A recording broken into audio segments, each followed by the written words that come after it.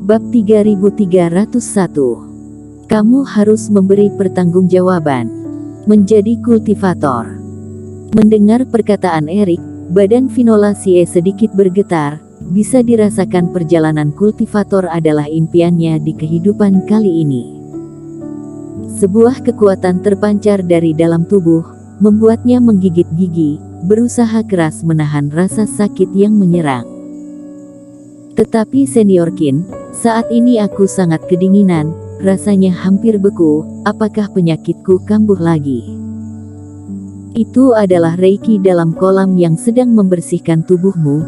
Setelah semua proses selesai, kamu tidak hanya bisa berlatih kultivasi, tetapi penyakit dingin itu juga akan lenyap. Genggam tanganku.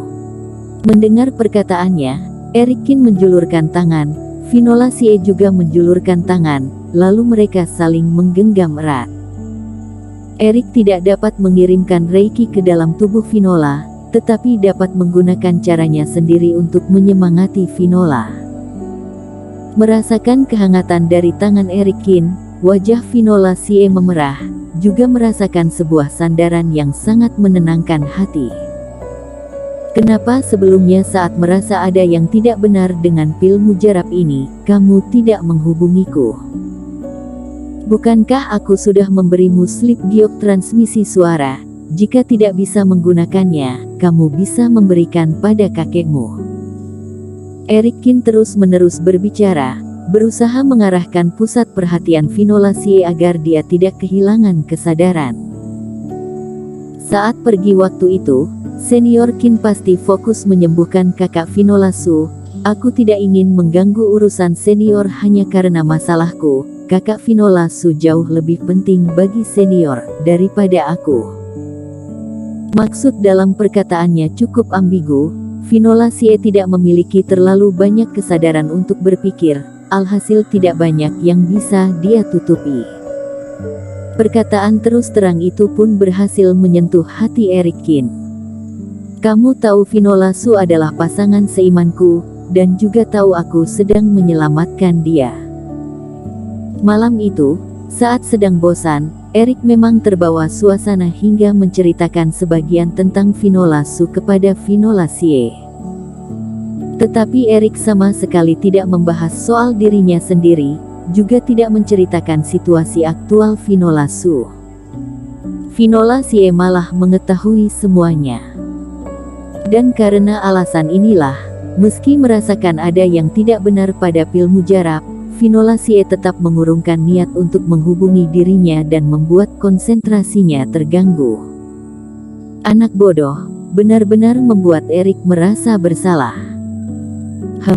Di depan api unggun, melihat ekspresi wajah dan senyuman saat senior menceritakan kakak Finola Su pun aku sudah tahu semuanya.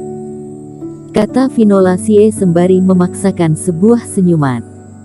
Dan saat senior bercerita tentang serangan es pada kakak Finola Su, aku melihat kesedihan dan kecemasan dalam wajah senior. Semua itu tidak akan bisa ditutupi. Bisakah Senior Qin menceritakan lagi tentang kakak Finola Su padaku? Aku rasa ceritanya belum selesai.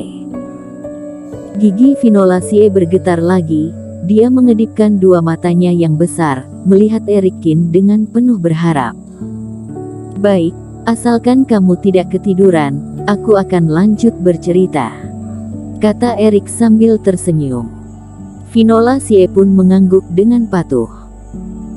Sebelumnya sudah aku ceritakan jiwa es pada Finola kambuh lagi, lapisan es menutupi semua ruang. Namun kebetulan sekali bertemu Tuan Istana Es yang mencoba menyelamatkan dia, hanya saja Tuan Istana Es pun tidak berhasil. Setelah kepala suku Li dan lainnya tiba, Finola Sie masih tertidur. Namun di saat itulah cahaya darah dalam kolam darah telah pudar, proses itu pun benar-benar berakhir. Cucuku. Melihat Finola Sie yang digendong Erik Qin dari dalam kolam darah, Tuan Besar Xia langsung berlari dan menyambut Finola Sie dengan pelukan. Yang membuat hatinya heboh, dan tidak kuat menahan air mata adalah, saat ini wajah Finola Sie terlihat kemerahan, nafasnya pun jauh lebih tenang, terlihat jelas dia telah pulih, karena penyakit sebelumnya lah dia jatuh pingsan. "Terima kasih banyak Tuan Qin," kata Tuan Besar Xie sambil berlutut, berkata dengan penuh haru. Jika bukan karena Eric Qin, satu-satunya keluarga yang dimilikinya itu pasti sudah tiada. "Sudah, kalian bawa Finola pulang dulu." Setelah Tuan Besar Xie mengucap terima kasih, kepala suku Li pun melambaikan tangan.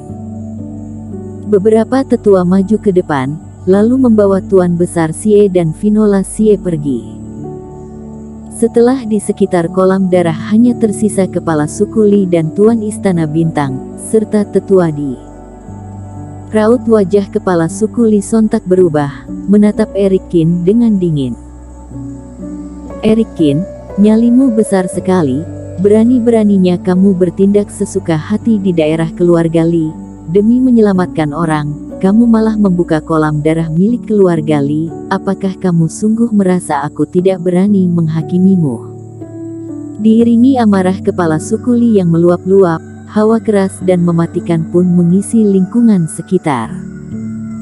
Tekanan itu membuat Eric Qin sedikit terkejut, lalu mundur selangkah secara refleks. Kultivasi Tuan Li sama sekali tidak berbeda jauh dengan tetua Di. Pasti sudah mencapai fase penilaian 2 kegagalan. Sekalipun bukan seorang master dalam 2 kegagalan, setidaknya jauh lebih kuat dari dirinya yang masih berada di tahap 1 penurunan. "Tentu saja percaya, tetapi kepala suku Li tahu aku melakukannya demi menyelamatkan nyawa orang. Seharusnya juga tahu di situasi darurat, sulit sekali untuk bertindak sesuai aturan. Jika aku memang bersalah, aku minta maaf." Eric Qin menggerakkan Reiki untuk menghadang tekanan yang menyerang, lalu memberi hormat menggunakan kedua tangan. "Hanya sebuah kalimat maaf." Kepala suku Li tersenyum dingin, lalu mengayunkan tangan menunjuk ke sekeliling. Kolam darah yang disiapkan keluarga Li selama bertahun-tahun, malah dibuka lebih awal olehmu hanya untuk menyelamatkan orang, menyia-nyiakan berapa banyak energi obat, menyia-nyiakan berapa banyak sumber, tahukah kamu? Tidak hanya itu, kamu melukai Edward Li dengan sangat berat, juga melumpuhkan Alvido Li, menghancurkan mansion milik Penatua Ketiga. Reiki menembus langit, membuat banyak kultivator kota Yongqing melihat lelucon ini. Kamu telah menghancurkan nama baik keluarga Li. Semua ini tidak bisa kamu selesaikan hanya dengan sebuah kalimat maaf. Aku beritahu kamu, anak muda, jika hari ini kamu tidak memberikan pertanggungjawaban yang memuaskan, jangan harap bisa keluar dari tempat ini. Kepala suku Li melambaikan tangan. Seketika muncul 4 tetua fase penilaian di segala sisi Eric Qin, membentuk formasi kepung. Kelima orang itu mengeluarkan hawa mematikan, seorang akan menyerang kapanpun diperlukan.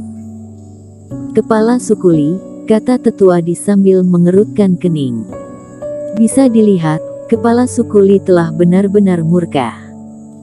Jangan mengira saat datang mereka tidak melakukan apapun, tetapi kini Eric Qin sudah mengacaukan daerah kekuasaan keluarga Li. Kepala suku Li tidak mungkin bersikap tenang lagi. "Tuan Istana, tetua Di, kalian tidak perlu memberi masukan. Jika dalam masalah ini Eric Qin tidak memberi pertanggungjawaban, dia tidak akan boleh pergi," kata kepala suku Li dengan nada dingin. Berhadapan dengan emosi kepala suku Li, awalnya Eric Qin menggelengkan kepala. Setelah itu, yang membuat orang-orang tercengang adalah, dia malah tidak kuat menahan tawa. Suara tawanya terdengar jernih, sama sekali tidak ada keresahan hati. "Anak sial, masih bisa-bisanya kamu tertawa." Tetua Di hampir pingsan dibuatnya, kesal hingga terus menghentakkan kaki. Eric Qin tidak memberi penjelasan apapun, hanya terus tertawa. Bukankah sikapnya malah semakin memancing emosi? "Biarkan saja dia tertawa, aku ingin melihat apa yang bisa dia katakan nanti," kata kepala suku Li. Kepala suku Li, Katamu meminta pertanggungjawaban dariku ya, tidakkah terbalik? Erikin menghentikan tawa, lalu berbalik tanya. Jika lawan bicara memang tidak main tangan, dan memutuskan adu argumen, semua pun terasa lebih memudahkan. Hanya debat di mulut, demi mencari benar salah dan tinggi rendah. Oleh karena itu berhadapan dengan kepungan orang-orang itu, Erikin pun hanya tertawa, tidak akan meminta maaf dan mengakui kesalahannya. Jika tidak, jika sampai terlihat lemah, orang-orang sungguh akan mengira dirinya tidak memiliki pendirian kuat dalam masalah ini. Apa katamu? Kepala Sukuli mengerutkan kening. Dalam masalah ini, bukan aku yang harus memberi pertanggungjawaban pada keluarga Li, tetapi bagaimana cara kamu beri pertanggungjawaban pada keluarga Li? Perkataan Erikin membuat raut wajah beberapa tetua keluarga Li berubah dalam seketika. Sembarangan. Omong kosong. Kamu telah menghancurkan daerah keluarga Li, sekarang malah menuduh sebagai kesalahan kepala suku Li. Kalian jangan hadang dia, biarkan dia bicara, kata kepala suku Li sambil menatap Erikin. Lebih baik jika kamu bisa menjelaskan logikanya dengan tepat, jika tidak, kali ini aku akan turun tangan sendiri menekanmu. Bersambung.